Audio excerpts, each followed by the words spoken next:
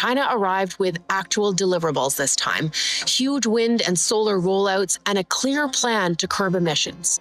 You know what's bad for Carney when he's getting debunked on CBC. Welcome back to Moose and Loose. My name's David. Today we got Robert Fife, the bureau chief of the Globe and Mail, pointing out that Canada can affect the climate. He drops some truthful facts. David Cochrane doesn't like it, quickly tries to sweep this off the air. Let's jump into this. New records show that Mark Carney's cabinet retreat at the Pan Pacific Toronto in September cost taxpayers $532,000 for just 2 days of accommodations, making it nearly $50,000 more than Justin Trudeau's infamous Charlottetown cabinet retreat in 2023. Wow, they really know how to blow our money right out the window. This is absolutely deplorable. Laurentian liberal elites are entitled to their taxpayer-funded entitlements. It's easy to spend somebody else's money. We're cooked. Yep, we are cooked. You won't believe this, so I showed on the channel the other day, there's two people that have quit Mark Carney's Council for Net Zero. They got them on CTV here. Joining me now are Catherine Abreu.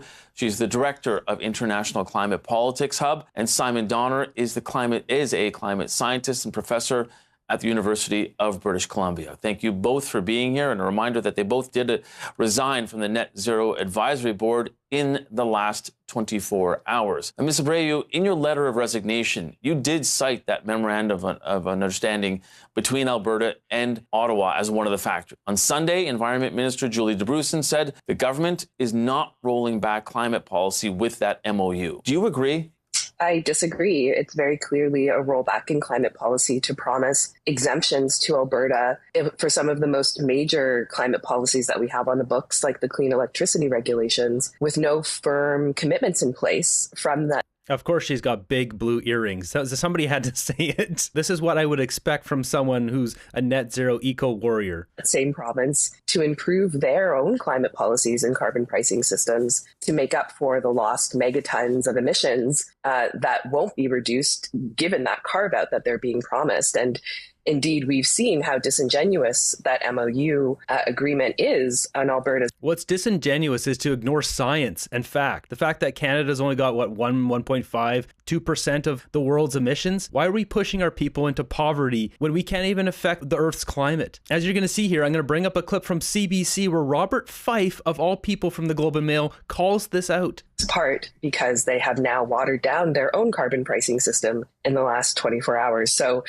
I don't think that this bargain was a bargain. It's not a bargain when one side gets everything and the other side gives everything up. That's a concession. Mr. Donner, you said I don't even know what she's talking about here. According to Carney's plan, a $16 billion carbon capture facility has to be built. How is that giving everything up when outrageous amounts of money would be spent on carbon capture and storage? Your resignation posted on social media that you understood your role because you weren't elected. But the process around the net zero advocacy body became performative, in your words. What made you feel that way? Well, over the past 6 months, basically the situation in the net zero advisory body just declined. We did not get a mandate from the government for many, many months. No effort had been made to replace the members that had moved on because their terms have ended. So we were really short people. We were short resources of staff and everything to work with. And it wasn't clear that we had a way to influence, government decision-making anymore. And as I said in my resignation letter, I said this to the minister that, listen, I accept that we're outsiders, that we weren't elected, and we're here to give, independent advice. It's okay if you don't follow it, but it needs to be considered and taken seriously. And I found it's wild to take these people serious. They need to look in the mirror. How do they take what they're saying serious? It's not based on any reality. These people are delusional. The Liberals' net zero agenda has proven that it doesn't bring prosperity to our country. We've got this from Kirk. Breaking Canada adds 53,600 jobs in November. But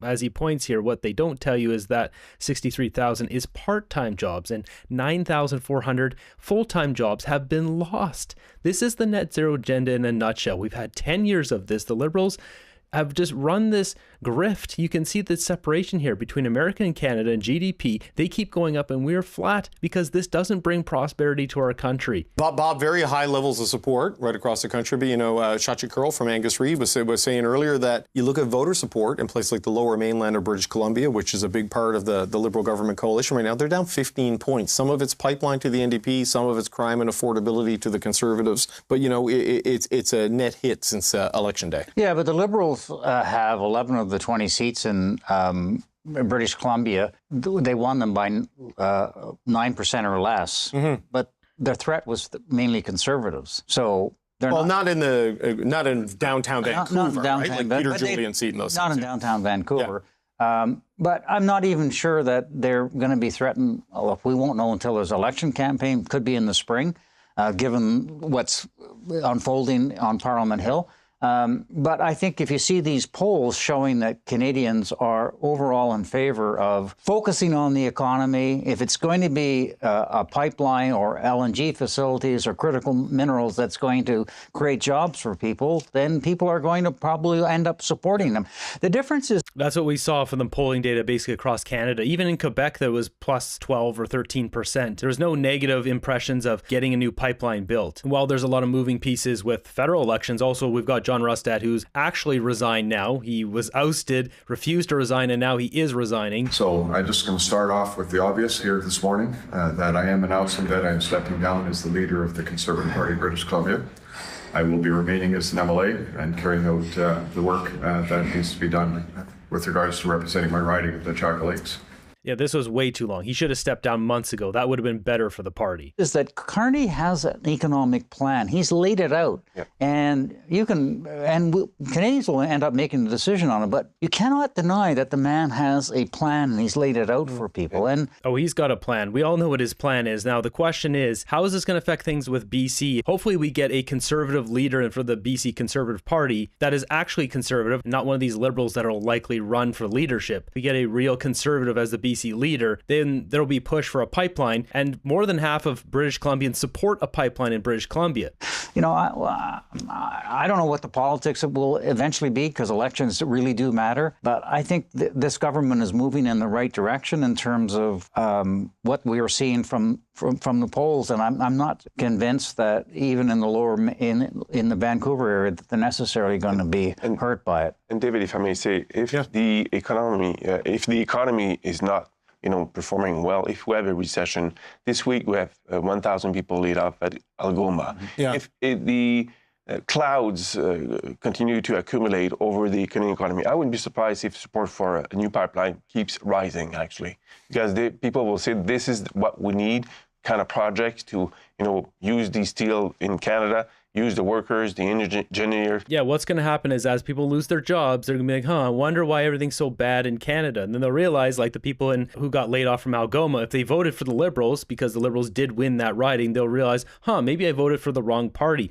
Maybe we should be building pipelines and big infrastructure projects and major energy projects that bring prosperity. They'll start doing some research. They realize that the Liberals are a bunch of liars, finally vote for the Conservatives to fix all this stuff. To create growth and to diversify away from the United States, because the net result of the Algoma layoffs this week is a terrorist war that the U.S. is waging on Canada. I also saw some data today that suggested outside of a pipeline, that MOU with Alberta could create thousands and thousands of clean energy jobs as well. So that MOU is not just about a pipeline, it is also about some other, electricity, data centers and things like that. So, we're focused heavily on the pipeline because that's kind of the lightning rod in the room. But that MOU is about a lot more than that. And I mean, to hear a lot of the MPs, whether or not a pipeline is possible, it seems maybe to make a bad pun a bit of a pipe dream.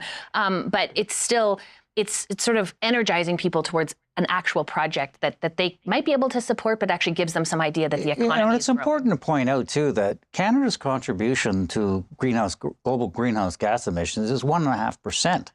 Yeah, per capita, we're pretty high, though. Right.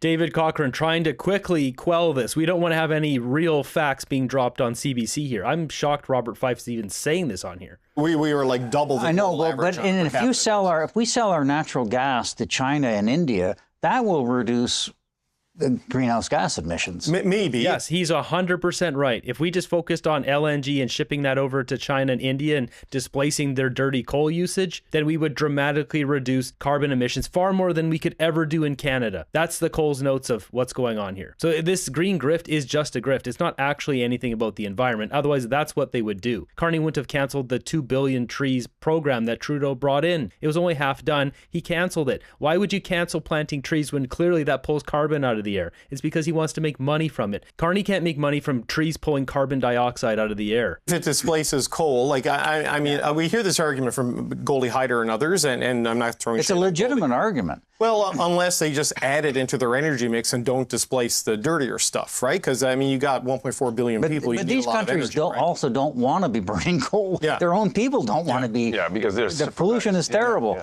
But it's interesting, just more on the Abacus data from Coletto, BC. See, he's trying to change the topic here because he doesn't like it when the narrative is getting debunked. It's a net of plus 23, Alberta plus 63. When have you ever seen anything a federal Liberal Prime Minister's done that's plus 63% in Alberta?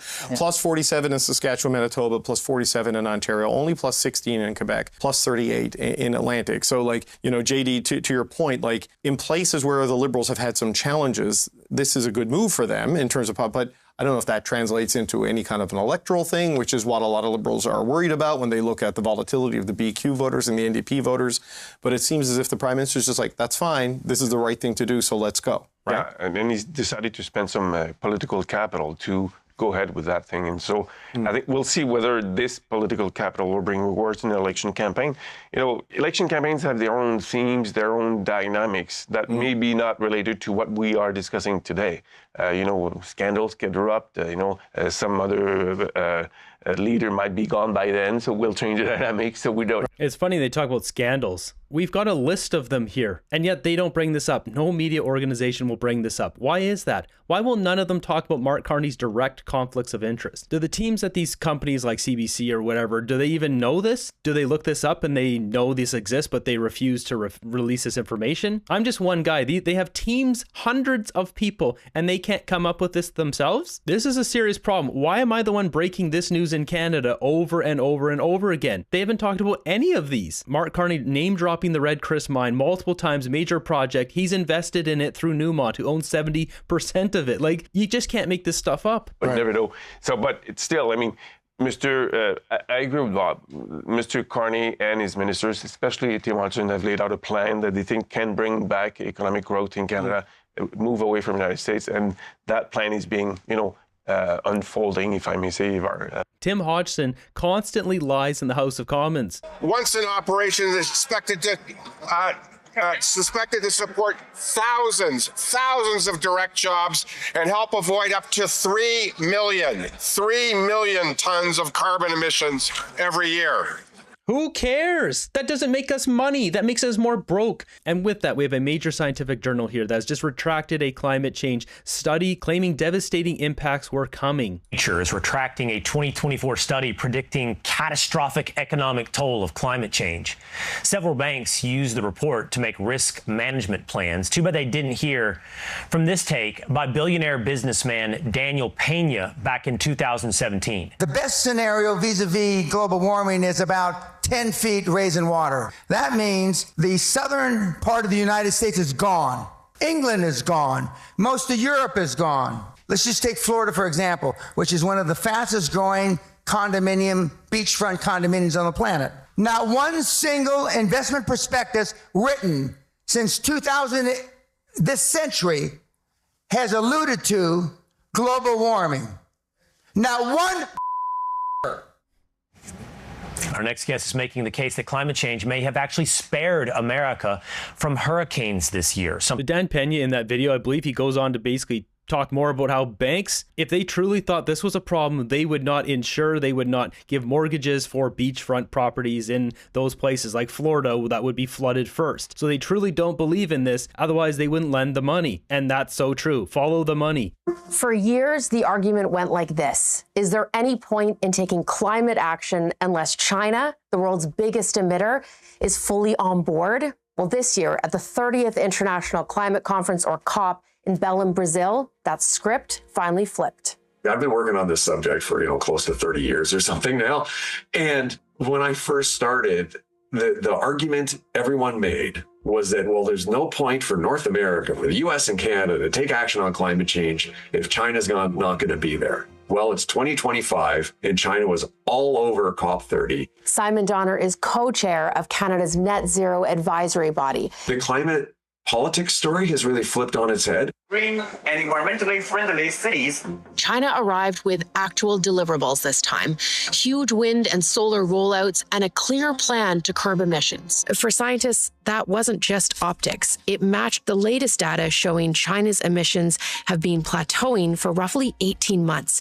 China's been opening a new coal-fired power plant, I believe, every week for the past year or two. So yeah, their emissions have plateaued. This is all business opportunity. They do have a pollution problem that they have to deal with, so it's also part of that. But they also know that if they can start exporting this technology around the world, solar panels, wind turbines, there's a business play there as well. It's a two-pronged situation here with China because they do need to reduce their emissions. Their standards have been so awful for so long that their cities are so polluted, but we don't have that problem in Canada. We shouldn't be forcing more emission standards on Canada, industrial carbon taxes, when we're already an incredibly clean nation. Our air is clean. That doesn't mean we want to remove our environmental standards on dumping toxic waste into rivers and stuff like that. We're not stupid, but I mean, this is a different story between America and Canada because we don't hardly affect the climate at all, where America is obviously 10 times bigger than us. Here we have Rick Perkins posting this. Carney says, China is committed to the environment. Really? And what do we see this red section? This is all coal. This is what I mentioned. China's environmental standards are awful, and they're trying to position themselves at being this green leader that they're exporting all these solar panels and wind turbines as a way to clean up their image, when really their image here, it's dirty. It's very dirty. This is an interesting post. We've got Toby